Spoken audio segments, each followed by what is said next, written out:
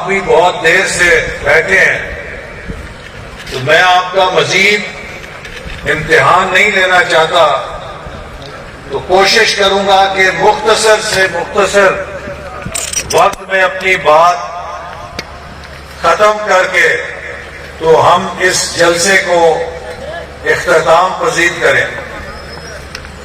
میرے بھائیوں، آپ 25 جولائی کو ایک کاغذ کی پرچی استعمال کریں گے جسے ہم ووٹ کہتے ہیں۔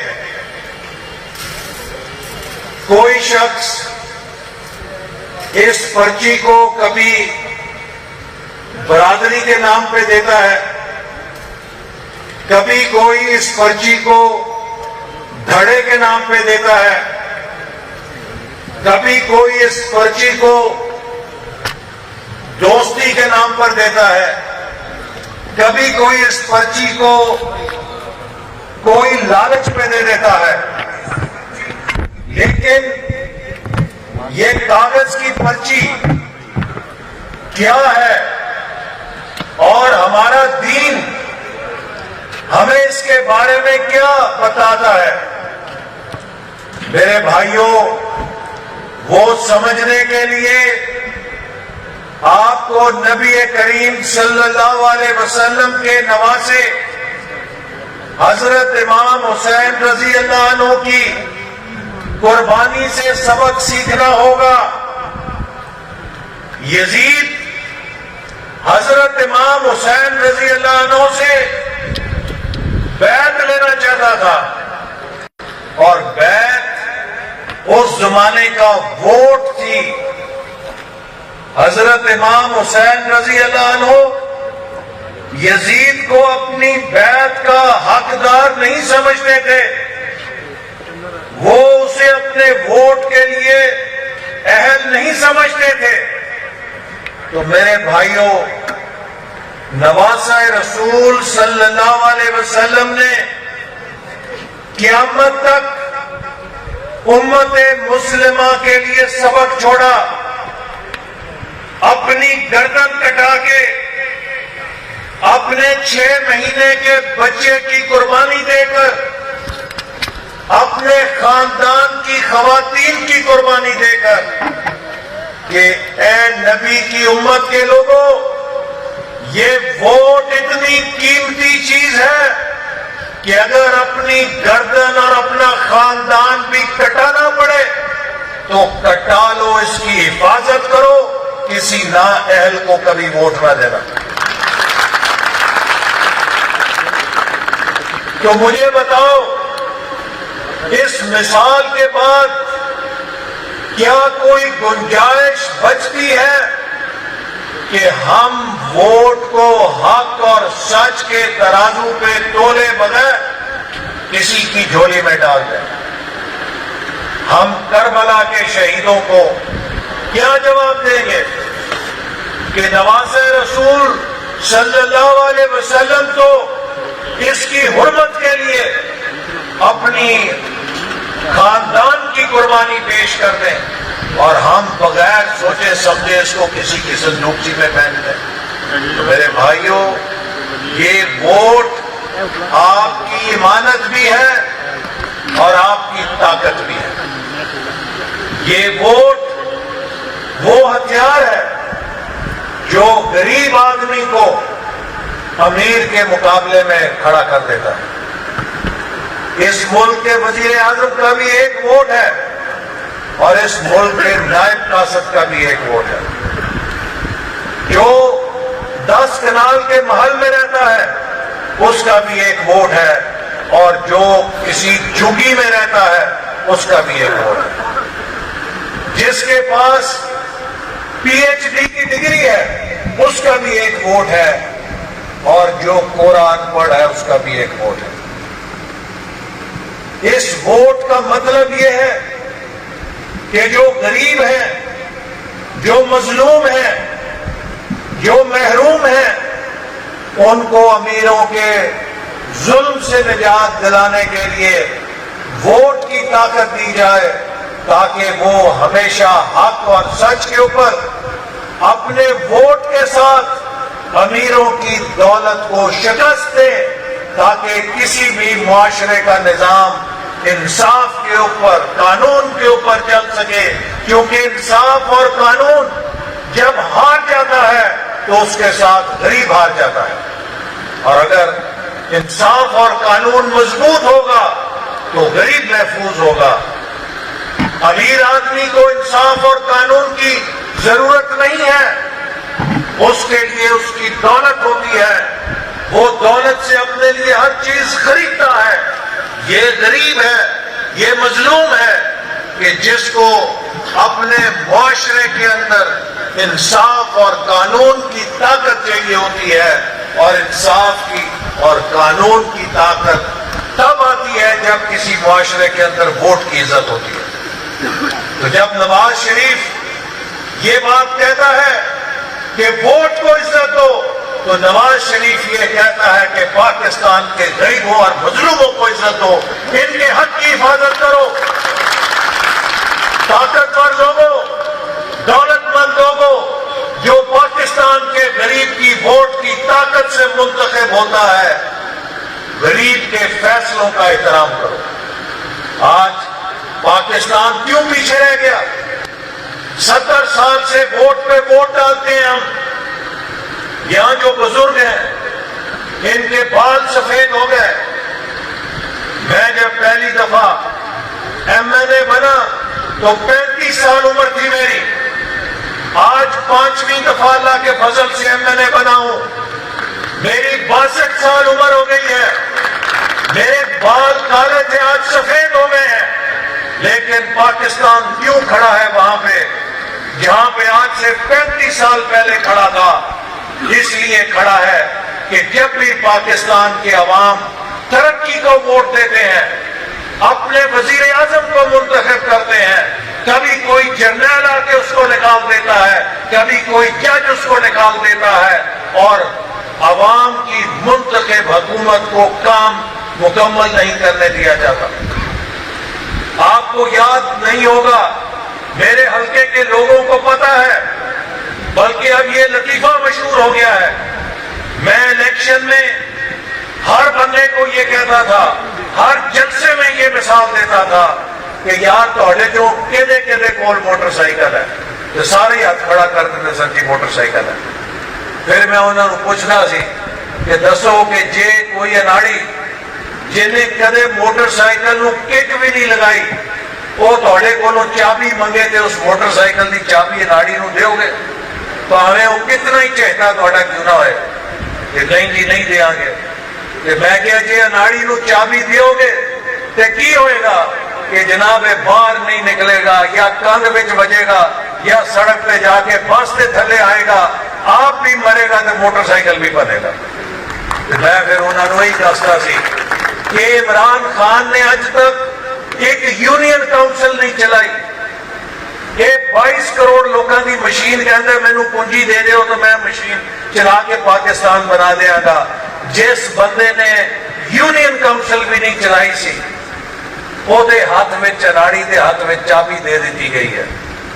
एक दिन इसे तरह मैं जलसे से मिसाल सुनाई, एक बुजुर्ग आदमी ने कहा कि जनाब गल तो तुसी बड़ी ठीक की है चौधरी साहब, लेकिन ये दसो असी तो कद अनाड़ी नूं बिल्कुल चाबी नहीं देंगे, तो जे किसी ने साढ़े कोलों खो के फड़ा देती तो फिर की करांगे?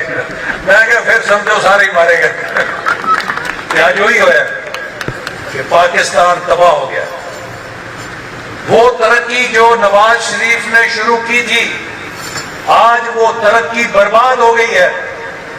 वो लोड शेडिंग जिसको हमने खत्म किया था, आज फिर वो लोड शेडिंग वापस आ गई है। इसके वजीर कहते हैं कि जी नवाज शरीफ की हुकूमत ज्यादा बिजली पैदा करने के कारखाने लगा गई। ओएम को अगर बिजली ज्यादा पैदा करने के कारखाने लगा गई तो फिर लोड शेडिंग क्यों हो रही है? अगर बिजली ज्यादा है तो फिर अब लोड शेडिंग क्यों हो रही है? ये नालायक है, ये नाअहल है, और इसलिए आज मुल्क बर्बाद हो रहा है। तो मेरे भाइयों, ये मुल्क हमारा है। आपके इस वोट से इस मुल्क के मुस्तकबिल का फैसला होना है। اگر ہم ووٹ کو صحیح استعمال کریں گے تو پاکستان صحیح سمت میں جائے گا، اور اگر ہم ووٹ کو غلط استعمال کریں گے تو یہ ملک غلط طرف جائے گا، اور ہمیں اپنے ووٹ سے اپنے بچوں کے مستقبل کا فیصلہ کرنا ہے، اور یہ ووٹ آپ کے اوپر بہت بڑی امانت ہے۔ صرف ووٹ کی امانت نہیں میرے بھائیوں، جب اس ووٹ کو ڈالو گے تو ان پہاڑوں کی طرف ضرور دیکھا کرو، کیونکہ یہ ووٹ جموں کے کشمیریوں کی امانت ہے جس کو آپ استعمال کرنے جا رہے ہو۔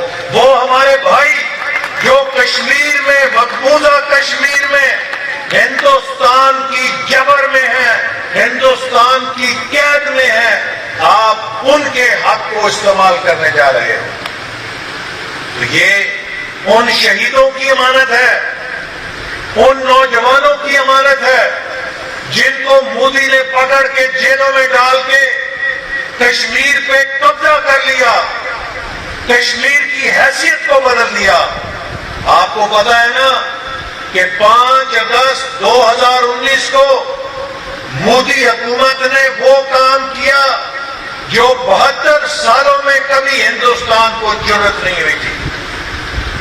کشمیر ہندوستان کے آئین میں بھی درج تھا کہ ایک خصوصی علاقہ ہے، اور کشمیر میں کوئی بھارتی شہری جا کے بس نہیں سکتا، کشمیر صرف کشمیریوں کے لیے ہے، اور یہ خاص علاقہ ہے چونکہ اس کا بھی فیصلہ ہونا باقی ہے۔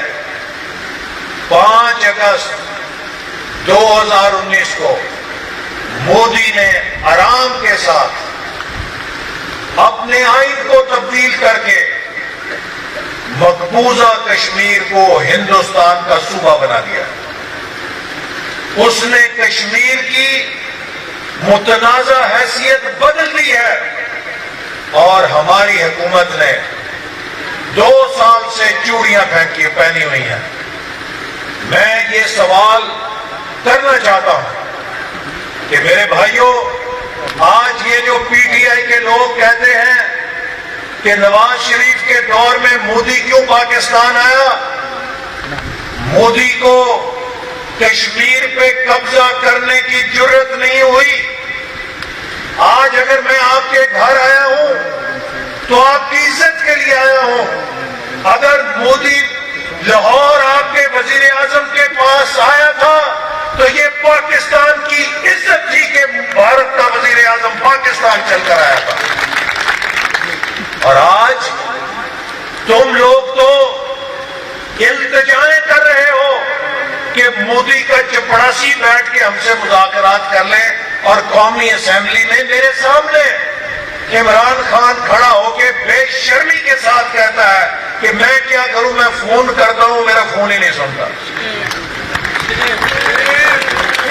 یہی مودی 5 سال جب ہماری حکومت تھی، یہی RSS، یہی BJP ان کی حکومت تھی، تو کیوں مودی کو جرأت نہیں ہوئی کہ وہ کشمیر کی حیثیت بدلے؟ اس لیے کہ پاکستان کا وزیر اعظم ٹویٹ نہیں کرتا تھا کہ اے اللہ میاں مودی کو کامیاب کر دے۔ یہ عمران خان نے ٹویٹ کی، سوشل میڈیا پہ پیغام دیا کہ الیکشن کے اندر مودی جیت جائے، یہ جیت گیا تو کشمیر کا مسئلہ حل ہو جائے گا۔ واقعی مودی نے اپنی طرف سے کشمیر کا مسئلہ حل کر دیا کہ بھارت میں اس نے قبضہ کر کے شامل کر دیا، ہمارے لیے حل نہیں کیا۔ تو میرے بھائیوں، اس عمران خان کی وجہ سے پاکستان اتنا کمزور ہوا کہ بھارت کو یہ جرأت ہوئی کہ وہ کشمیر پہ قبضہ کر لے۔ آپ کو معلوم ہے اسرائیل چھوٹا سا ملک ہے، لیکن دنیا میں وہ بہت طاقتور بھی ہے، لیکن اس کی جتنی طاقت ہے اس کے باوجود وہ فلسطین میں سینسرشپ نہیں لگا سکا۔ سینسرشپ کا مطلب پتا ہے کہ خبریں بند کرنا۔ اس نے مقبوضہ فلسطین میں بمباری کی، جنگ کی، اور اس کی پل پل تباہ کاری کی خبریں پوری دنیا کے میڈیا پہ چلتی رہیں. نتیجہ یہ ہوا کہ دنیا کے لوگ اسرائیل کے خلاف ہو گئے اور اس کو وہ جنگ بند کرنی پڑی. 2 سال سے بھارت نے کشمیر کے اندر بلیک آؤٹ کیا ہوا ہے, سینسرشپ لگائی ہوئی ہے, میڈیا پہ پابندی لگائی ہوئی ہے, اور اس پابندی کے ساتھ وہ ہمارے کشمیری نوجوانوں کو جیلوں میں ڈال رہا ہے, ان کو شہید کر رہا ہے, ہماری ماں اور بہنوں کو عزتوں کو پامال کر رہا ہے. اس وقت بھی جب میں آپ سے بات کر رہا ہوں, پتہ نہیں وہاں جموں میں کتنے نوجوانوں کو مار دیا گیا ہوگا, کس ہماری ماں یا بہن کے سر سے آنچل چھین لیا گیا ہوگا, لیکن کسی کو کوئی خبر نہیں, کیونکہ وہاں پہ بلیک آؤٹ لگا ہوا ہے. اور ہماری اتنی کمزور, نالائق, ناکام حکومت ہے کہ یہ دنیا کو یہ نہیں کہہ سکی کہ کشمیر سے بلیک آؤٹ اٹھواؤ. تم نے کشمیر کیا لینا ہے؟ تم تو دنیا سے یہ بھی نہیں کرا سکے کہ بھارت کو کہو کہ کشمیر میں صحافیوں کو جانے دے تاکہ پتہ چلے کہ وہاں پر کیا ظلم کا بازار گرم ہے. تو میرے بھائیوں, اگر پی ٹی آئی ان حالات میں ہم سے ووٹ لے جائے تو ہم حضرت امام حسین رضی اللہ عنہ کے مجرم نہیں, ہم کشمیر کی اپنی ماں و بہنوں کے بھی مجرم ہوں گے کہ وہ حکومت جس نے بھارت کے اس ظلم کے لیے آنکھیں بند کر لی ہیں, ہم اس کو اگر ووٹ دیں گے تو وہ مائیں بہنیں بھی ہمارے گریبان پکڑیں گے.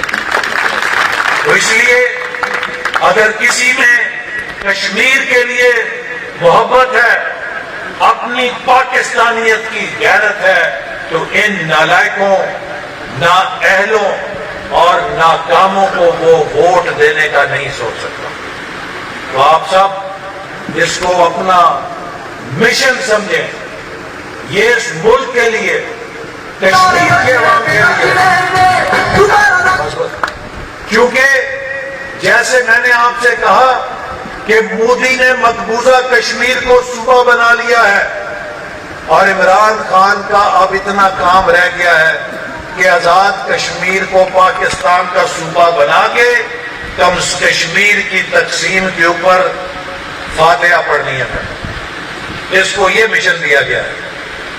تو اگر آپ کشمیر کی آزادی بچانا چاہتے ہیں تو کشمیر کے اندر مسلم لیگ نون کو کامیاب کریں تاکہ کشمیر کو صوبہ بنا کے کشمیر کی تقسیم کے منصوبے کو ناکام بنایا جائے اور شکست دی جائے.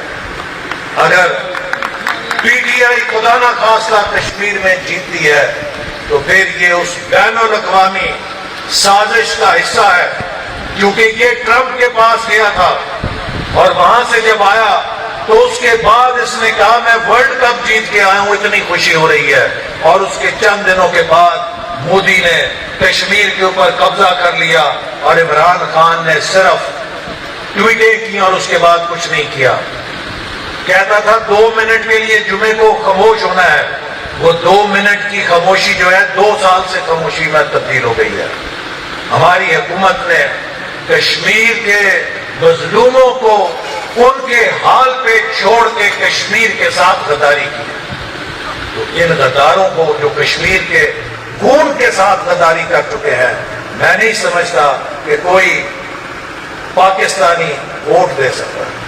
ان کی جو باقی مہنگائی کیا ہے اور کیا غریب کا تیل نکالا ہے وہ دانیال صاحب نے آپ کو بڑی تفصیل سے سنا دی ہے, میں وہ بات نہیں کرنا چاہتا. تو میری آخری یہی گزارش ہے کہ یہ چند دن رہ گئے ہیں, آپ میں سے ہر شخص کی ذمہ داری ہے کہ خود کو نواز شریف سمجھے, خود کو اس ملک کا محافظ سمجھے, اور کشمیر کو بچانے کے لیے اپنے ہر دوست کے گھر جائیں, اپنے ہر رشتہ دار تک پہنچیں, جہاں پیدل جا سکتے ہیں پیدل جائیں, جہاں موٹر سائیکل پہ جا سکتے ہیں.